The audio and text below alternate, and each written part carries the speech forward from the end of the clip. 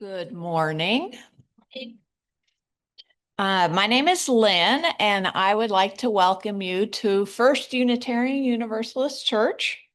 I use she, her pronouns, and today I am wearing my pink ribbon luau t-shirt, which you'll hear about in the Joys and Concerns.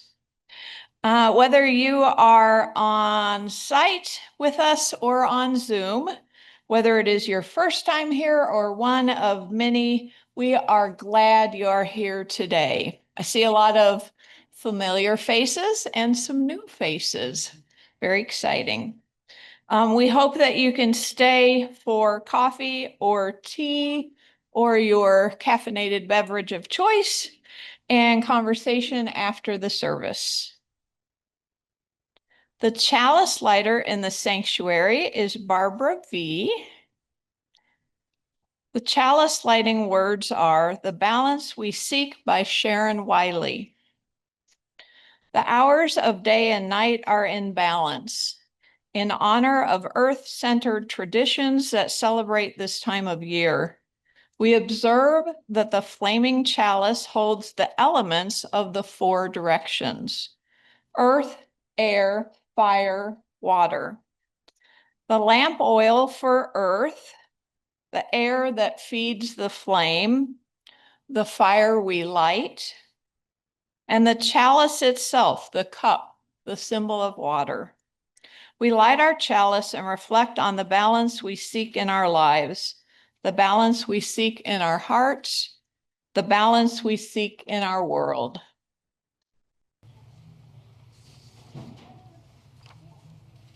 Thank you, Barbara.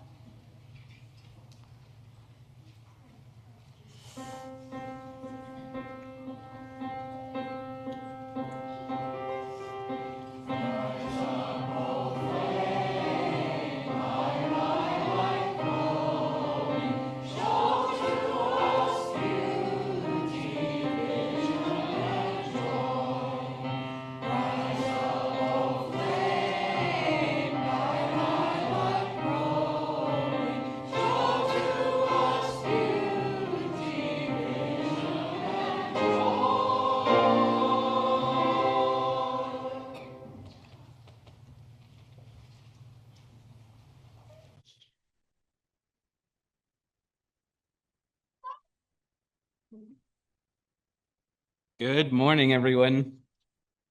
My name is Colin. I use he, him pronouns. I help out with our children's program and religious education here at First UU, and I have a story for you this morning. This story is called The Apple Tree's Gift, and hopefully that sounds like something really appropriate for fall, because I am so excited for things to get cool and crisp and eat pumpkin spiced everything. All right, long ago, in a small village nestled between hills and woods, there stood an ancient apple tree at the very center of the town square. It had wide, leafy branches and roots that reached deep into the earth. Each year, the tree gave its fruit at just the right time, during the season of golden leaves, when the air grew crisp and cool. Everyone in the village called it Grandmother Apple because she had stood there for so many years and gave her gifts so freely. Her apples were red, gold, and green, just like the colors of autumn. Some were sweet, some were tart, but all were nourishing. Each year at the fall equinox, when the days and nights were equal and the world felt perfectly balanced, the people of the village would gather to celebrate the festival of the harvest. They would pick the apples and say thank you to the tree. And they would use its fruit to make pies, ciders, dried rings, even medicine for little coughs and stomach aches. But one year, something changed. The apples ripened early, and a few villagers started picking the fruit in secret before the harvest festival. "We'll save them for our family," they whispered, "just in case there's not enough later." One by one, other families did the same. And by the time the festival day came, the branches were nearly bare. The children looked up in surprise. "Where'd the apples go?" they asked. The oldest villager, a kind woman named Mira, looked around and said gently, "It seems we were all afraid there wouldn't be enough, so we forgot to share. But Grandmother Apple has always given freely, and her gifts have lasted through many winters."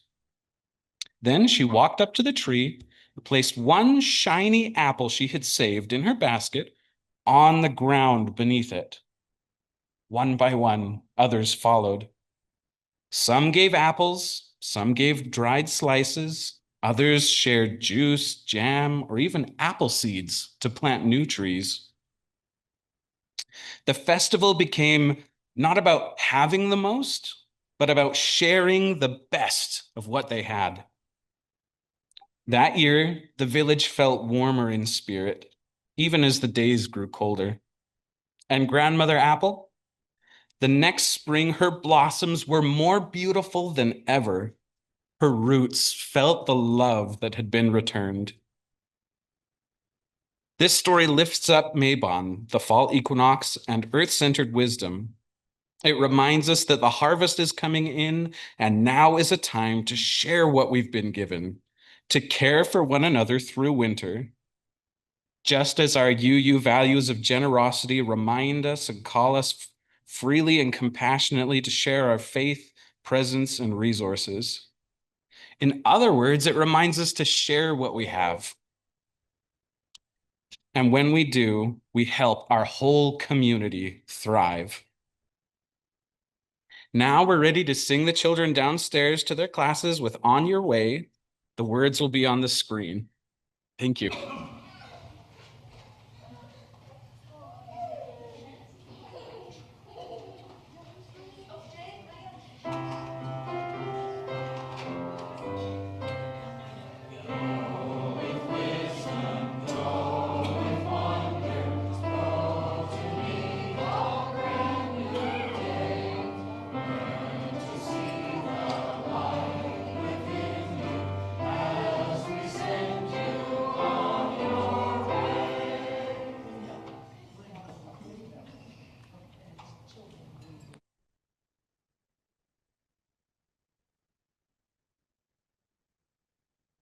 The words of invitation are "Making Room for All That Is" by Lynn Cox.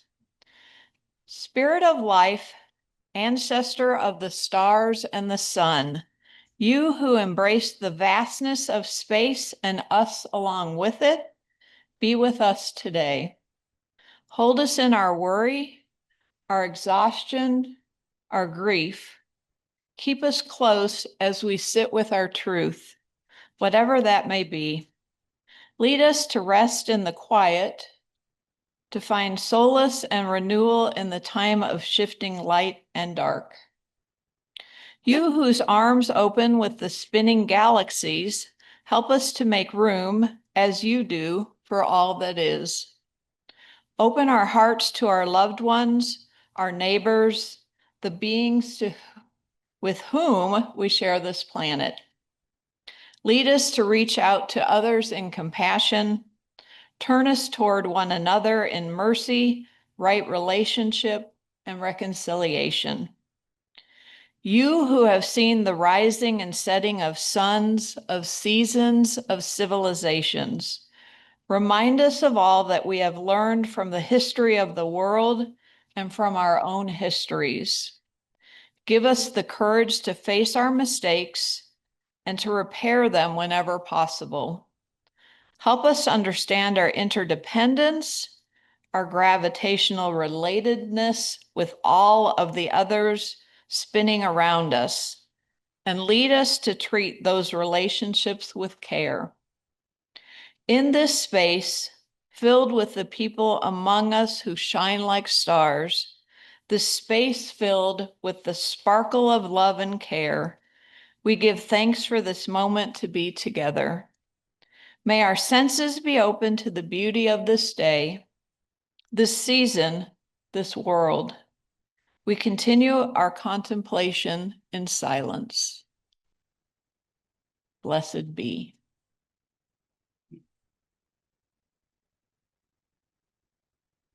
The hymn for the month of September is Building Bridges, number 1023 in the Teal hymnal. We know from the 2024 collapse of the Francis Scott Key Bridge in Baltimore that even the strongest, best engineered bridge can be vulnerable. Relationships can also fail when impacted by unexpected stressors. Our skills of reaching out and building bridges are skills worth reinforcing. Let us lift our voices in affirmation of building bridges. The words will be on the screens, and Paul will lead us. This is a round. So, from here over is 1, from here to the middle is 2, from here to about there is 3, and this is 4. 4 will be led by Millie, 3 will be led by Becca, 2 will be led by John, and I'm going to be leading 1. Give us an L. We're going to sing the whole thing through all the way first. Ready? Building bridges between our divisions, I reach out to you, will you reach out to me? With all of our voices and all of our visions, friends, we could make such sweet harmony. Building bridges between our divisions, I reach out to you, will you reach out to me? With all of our voices and all of our visions, our friends, we could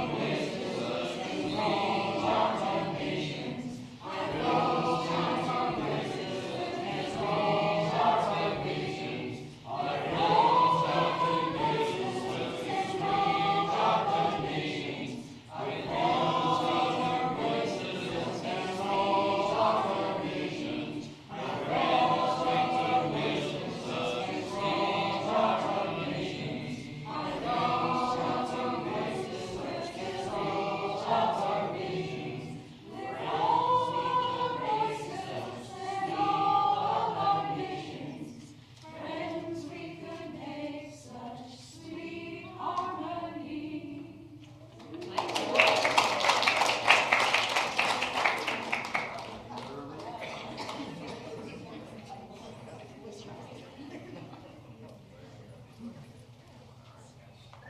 That was Sweet Harmony.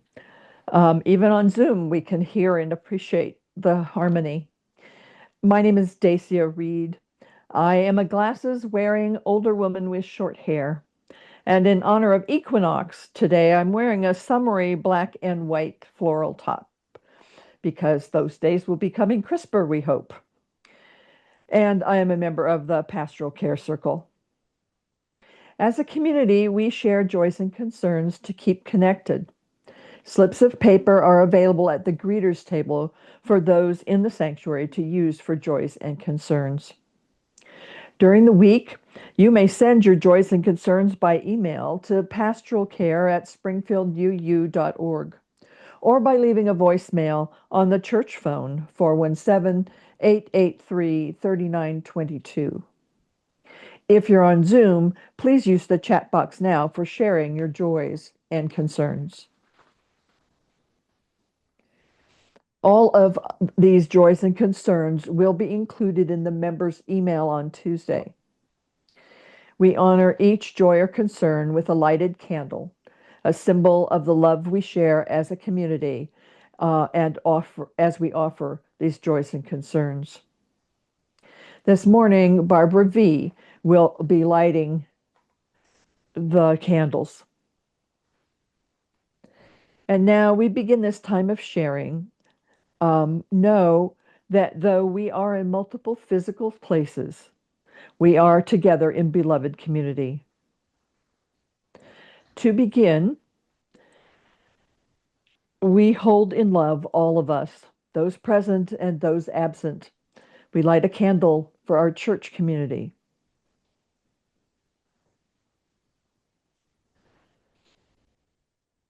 On Thursday of this week, Reverend Michelle wrote to us, quote, "It is with deep sadness that I share with you the death of Charles Gray early this morning. Charles celebrated his 99th birthday just over a week ago and has been a steady presence in this congregation for a very long time. He will be missed by so many.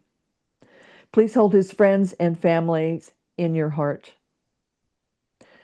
Close quote. An obituary has been published, and Mike B. and Jim B. are working with Reverend Michelle to plan a memorial gathering here at First UU.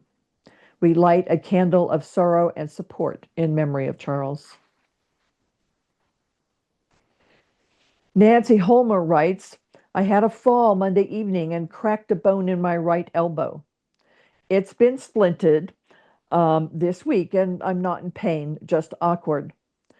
I have an ortho appointment on Monday, tomorrow, to see what else might need to be done. Healing thoughts are appreciated." We light a candle of support and healing for Nancy.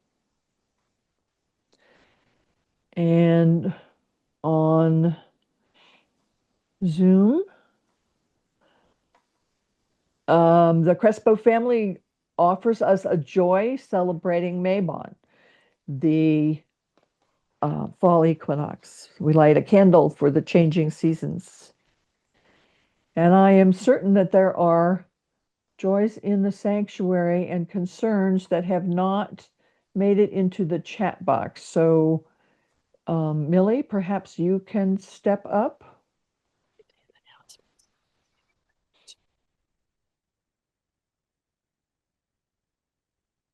Our first joy is a thank you. It says, "Dear UU Church of Springfield, thank you so much for hosting our regional launch event. The event was a huge success, and we were happy to showcase your amazing church. Thanks. The Respect Missouri Voters Campaign." So we light a joy of celebration for that. We have a joy from Mark McGinn for our recent wonderful trip to California to see the grandkids. We light a candle for that. From Mark, we also have a concern. His wife, Judy, will have surgery at Cox Hospital Friday. Another concern for Mark. A concern for me is I am currently in Cox Hospital with extremely high blood pressure problems. We light a candle of concern for Mark. From Mike Bramer. Hi, Mike. He's with us. A joy that I am here this week. There was a time a week ago that I was not sure I would be. Thanks to all of you who sent positive karma my way. We light a candle to celebrate Mike's joy. Then Mike and Marge Bramer have a sorrow that our dear friend Charles Gray passed away, and a joy that his suffering has ended. So a candle for that, for Charles. From Kay, we have a concern. Roberta Whedon is at home recovering from various ailments and would appreciate your healing thoughts. So we light a candle of concern for Roberta. Are we out of? Okay, well, we'll just light them in spirit. Lynn has a joy. Thank you to all who shared their time, talent, or treasure with Pink Ribbon Luau. Together, we raised $23,000 for Breast Cancer Foundation of the Ozarks. Okay, I think that deserves a clap. From Becca Gray, Rebecca. This morning, I was filled with joy when walking on the UU grounds, enjoying a peaceful moment and admiring the gardens.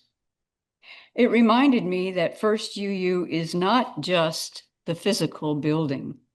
It is also the nature that surrounds us, the people who we share our Sunday mornings with, and our shared values in making tomorrow even better than today. That's quite a joy. Okay. We have a concern from Becca Reynolds. Last week, I was the victim of fraud. This puts me in some financial distress and might be preempting my retirement plans. I am fine. Law enforcement is on the case. What I need is patience, understanding, and some good vibes sent my way. So you think about Becca's concern. That's all, Dacia. Thank you, Millie. We honor the complex and heartbreaking struggles of our world. We light a candle for all who are impacted. And in closing, for those joys and concerns that remain unspoken, we light a candle. May we hold each of these joys and concerns in our hearts and minds. May our community of love ease sorrow and boost celebration. And now as we join together in 1 minute of shared, now we will join together in 1 minute of shared silence, followed by Spirit of Life.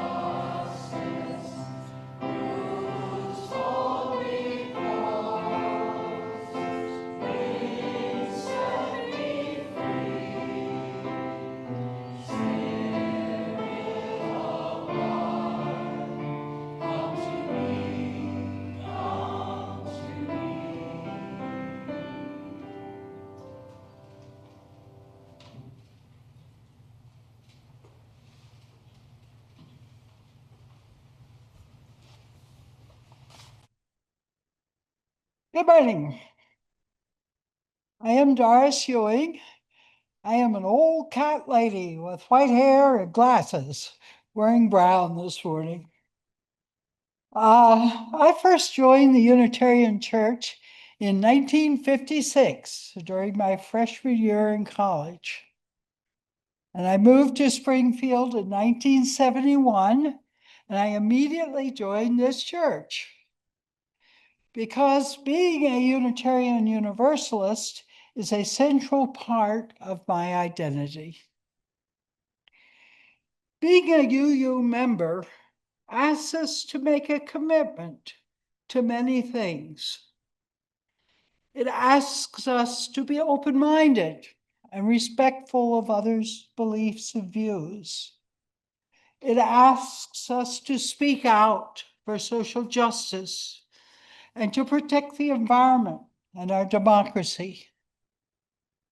We are asked to follow the covenant that we all signed as members of this church.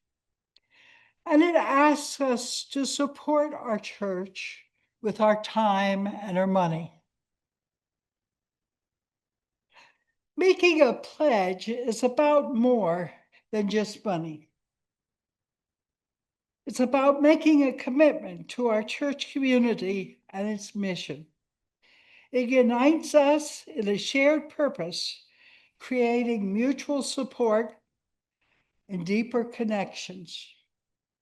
We want to be part of something larger than ourselves and to make the world a better place.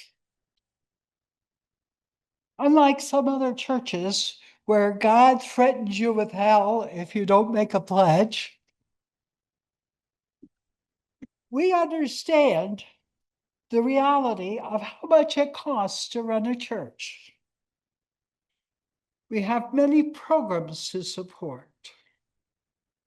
A few years ago, our UU consultant commented that our church tended to pledge less than other Unitarian churches our size. Costs are rising, and our church has many needs. To give some perspective on this, a $200 pledge is the equivalent of having a cup of coffee and a donut once a week. A $500 pledge is the equivalent of having a hamburger and a Coke once a week. Costs have risen, and it's very hard for our church to keep up with its needs. I know we have different resources and responsibilities, but I urge you to pledge as generously as you can. Pledge because you believe in our church. Pledge because you share our values and share our mission. Thank you.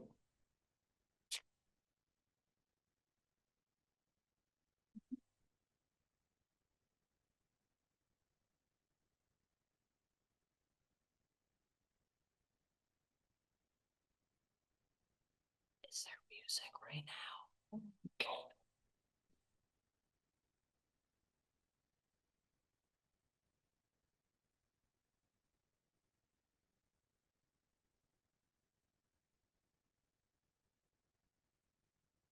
Sorry, it's finding my place.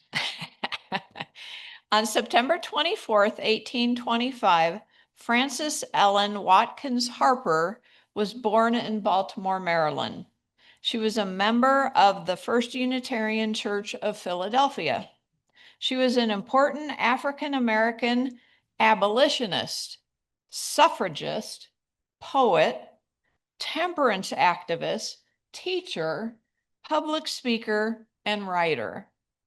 She published her first book of poetry in 1845 at the age of 20, and by age 67 had published 4 novels.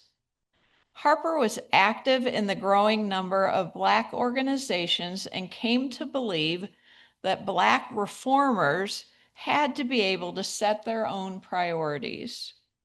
She helped found the National Association of Colored Women in 1896. She died at the age of 85 in February of 1911. Let Frances inspire us to fight oppression and injustice in the world. Offering our gifts to support the work of building inclusive and just communities is one of the many ways that we live into justice and equity together. Some of us have much to give and some have little, and together it is enough. We are enough to work together for a world where every human can live into their best and most authentic self. If electronic giving is your preferred method, or if you are on Zoom, virtual giving options are available via our website, springfielduu.org. The offertory is Over the Rainbow by Harold Arlen and Yip Harburg, performed by Paul Ferris and Steve Breedlove.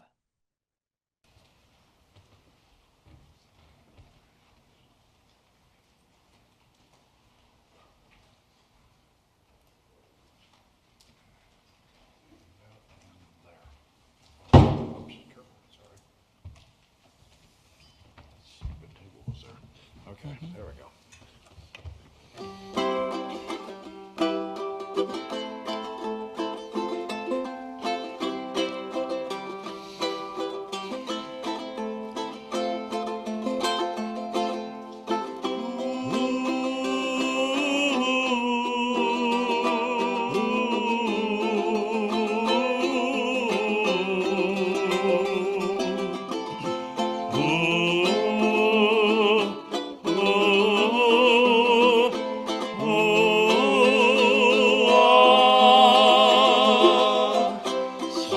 Somewhere over the rainbow, way up high, there's a land that I heard of once in a lullaby.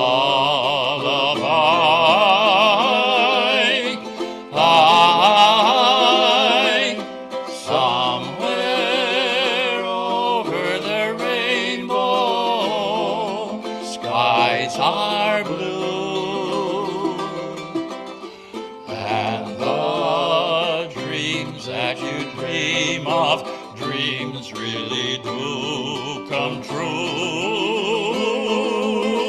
Oh, someday I'll wish upon a star, way up where they clouds are far behind me, where trouble melt like lemon drops right above the chimney tops. That's where you'll find me. Oh, somewhere over the rainbow, bluebirds fly, birds fly over the rainbow. I can fly high. I see trees are green, red roses too. I see them bloom for me and for you, and I think to myself, what a wonderful world. I see skies of blue, I see clouds of white, brightness of day and the dark sacred night, and I think to myself, what a wonderful world. The colors of the rainbow, so pretty in the sky, they're all on their faces of people passing by. I see friends shaking hands, saying, how do you do? They're really saying, I love you. I hear babies cry, watch them grow. They'll learn so much more than I'll ever know. And I think to myself, what a wonderful world.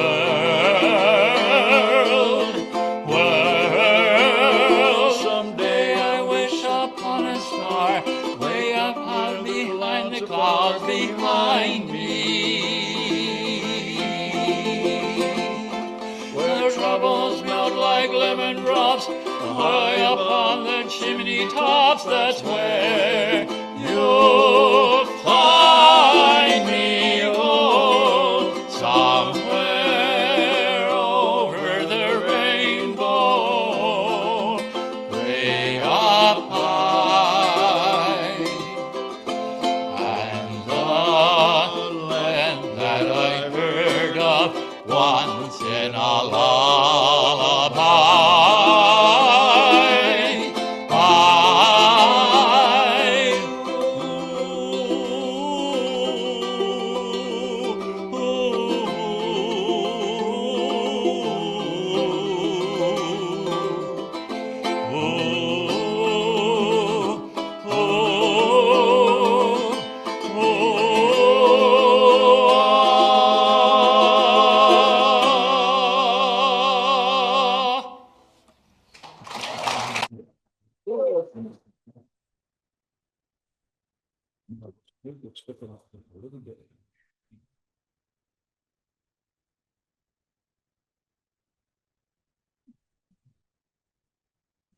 Thank you, gentlemen.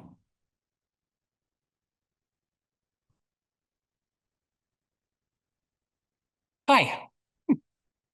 I'm Becca Reynolds. I'm one of this big collection of Beccas that goes to this church. I'm the red-headed trans one.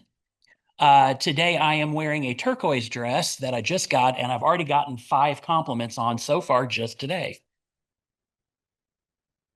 Today's message is a ritual for letting go. This is by our own Scott Huffman, and I get to present it to you. Friends, the calendar offers us 2 holy thresholds from 2 traditions that at first glance might seem worlds apart, yet speak in harmonious voices about the art of letting go. Rosh Hashanah, the Jewish New Year, begins the 10 days of awe, a season of turning. It is time to take stock, to name what has been heavy, to release old wrongs, and to begin again. Central to this celebration is the shofar, a trumpet made from the horn of a kosher animal, its marrow carefully removed. The Torah calls Rosh Hashanah the day of the shofar blast, and the heart of the holy day is to hear its cry, often in synagogue, ideally within the prayer service. This year, the shofar will be blown September 23rd and 24th. The ancient sound awakening hearts to the possibility of renewal. Jews around the world also gather by living water, I may say this wrong, for taslish, a ritual of casting breadcrumbs or stones to carry away the year's sins and sorrows, trusting that the waters of creation can hold what we no longer need to carry. And in the same turning of days comes Mabon, or Mabon, I may say it either way, the autumn equinox, one of the 2 days each year when light and dark are perfectly balanced. Equinox comes from the Latin for equal night. And in the northern hemisphere, this second harvest falls around September 21st. The name Mabon itself is a more recent adoption drawn from a Welsh myth of the Earth Mother Sun, a figure of harvest, gratitude, and transition. This is the season to pause and give thanks for the abundance of the earth, fruits and squashes, grains and nuts, all we have gathered, and to consider how we preserve and nurture that abundance for the months ahead. Mabon belongs to what many call the wheel of the year, a way of seeing time as a cycle rather than a straight line, from dormancy to growth, blossoming to harvest, and back again. So too, our own lives turn in circles. Seasons shine outwardly, and seasons turn inward to rest and reflect. The autumn equinox invites that very shift from outward achievement to inward contemplation, from doing to being. It is the perfect moment to acknowledge what has ripened in our lives and to let go of what no longer serves. Just a few weeks ago, we marked our water communion, each of us pouring from our small vessels into one shared bowl. We named the streams and journeys that brought us here, offering a sign of our connectedness and the gifts we each bring to this community. The water before us today is not the same water, but it carries the same spirit. It is a symbol that our shared container that we created together, a sign that whatever we may need to forgive or release can be held and released by the strength of this whole community. We let go not as isolated souls, but as companions in solidarity. As Unitarian Universalists, we draw wisdom from many sources, from the prophetic words of the Hebrew Scriptures, from the earth-honoring practices of pagan paths, from the teachings of science and poetry, from the still small voice of our own hearts. Today's ritual is a UU weaving of these traditions. It honors Jewish and earth-centered practices, but does not claim them as our own. Instead, we approach with respect, borrowing only gestures that speak a universal language of renewal, release, and hope. So we come to the water again today with humility and gratitude. We come to the seasons turning really to name what we will set down, ready to make space for what is yet to be born. May the balance of Mabon steady us, may the shofar's call awaken us, and may our letting go become the first step into this sweet new year. In a few moments, I'm going to give you some directions for the water and the sheet of paper at your seat. So if you got a pen and that sheet of paper, get it ready. You're about to use it. But before that, let's consider ourselves with a fall equinox meditation by Lori Gorgon Hlaben. I think I said that right. Make yourselves comfortable wherever you are. Feel yourself supported by the floor or the chair or whatever holds you. Close your eyes or soften your gaze if that's comfortable for you. Unclench your jaw and let your shoulders fall to their natural position. Take a deep breath. Filling your lungs and let it out slowly. And balanced in the center between the longest and shortest days, equinox. The wheel of the year turns and turns again. The air cools, the days shorten, the sun seems to weaken, barely clearing the horizon after rising before beginning its descent. This is our opportunity now to pause, balanced, breathing in, breathing out, knowing this present moment is all we're guaranteed. Like the sun moving toward the shortest day, each moment arises and is gone before we know it. This is the time to pause and consider as we enter the season of contemplation, of increasing darkness, of lying fallow, of dormancy.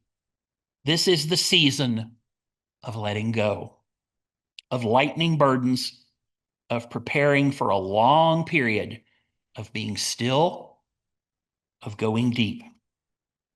Pause and consider binaries, dark and light, hot and cold, chaos and order. Neither extreme is inherently good or bad. It's all a matter of balance, of honoring the spectrum for which binaries mark the endpoints. Today we mark the midpoint between summer and winter solstice, a time to seek balance and be free. Blessed be. Amen. And if you're ready, open your eyes, refocus your gaze, and return your presence to the gathered community around you.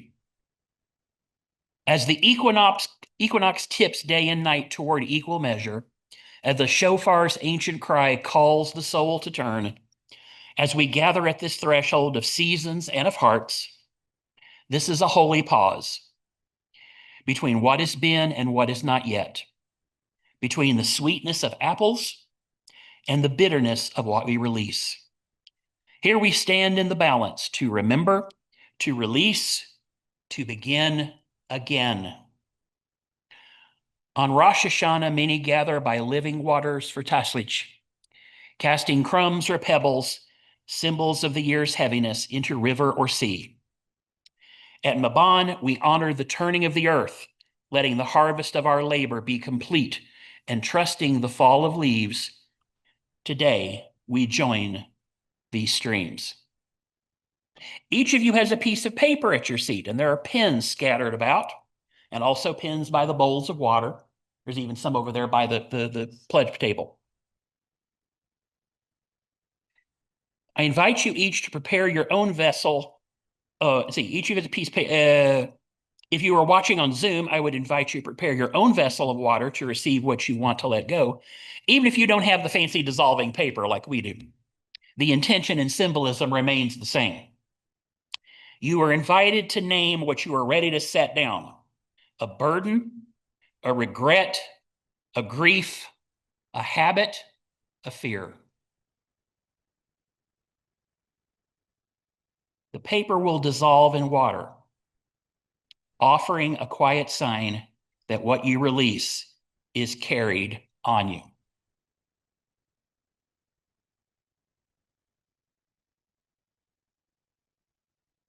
When you're ready, come forward, place your paper to one of the bowls of water, and watch as the words fade.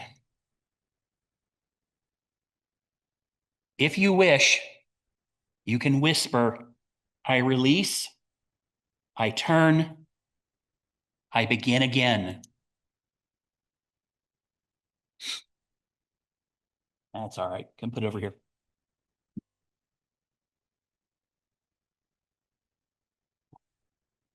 I release, I turn, I begin again.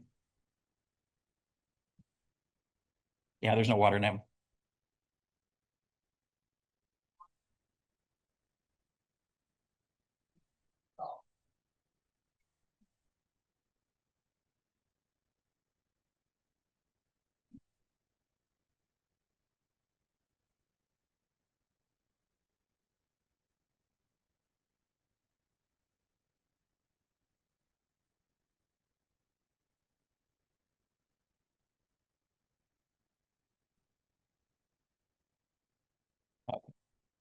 Now we got some water.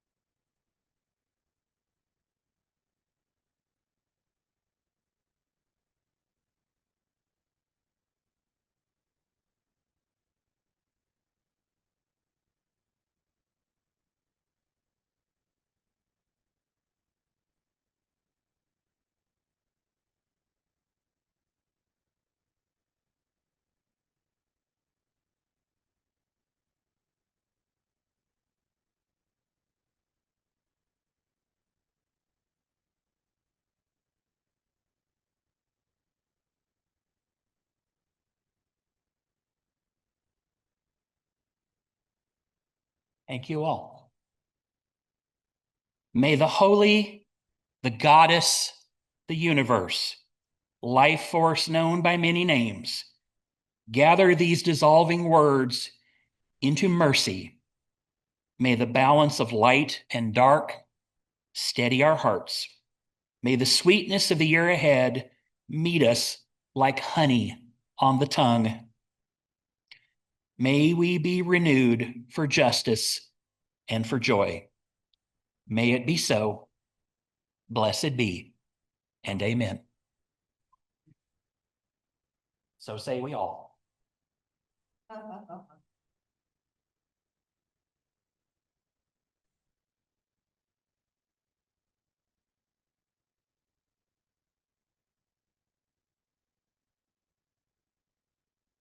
The interlude is Invention number 2 by J.S. Bach, performed by John.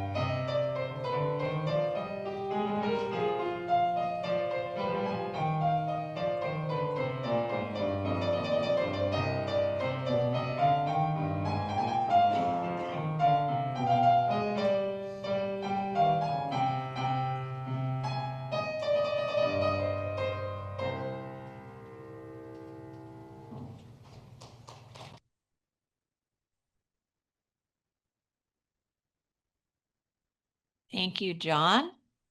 Our final hymn today is Earth Was Given as a Garden, number 207 in the Gray Hymnal. The words will be on the screens.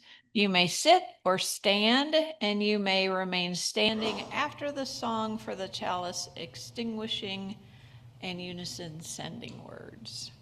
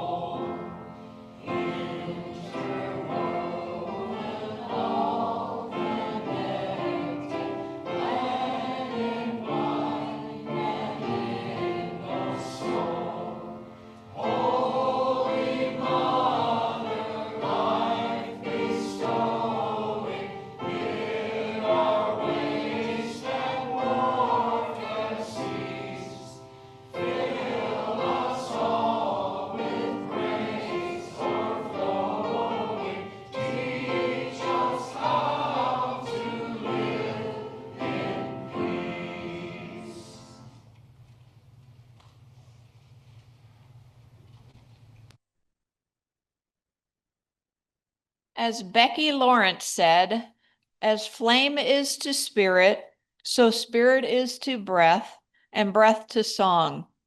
Though we extinguish the flame in this sanctuary, may we tend it in our hearts until we meet again. We will now extinguish our communal and personal chalices and close with our unison sending words. Our service is ending. Our service to the world begins anew.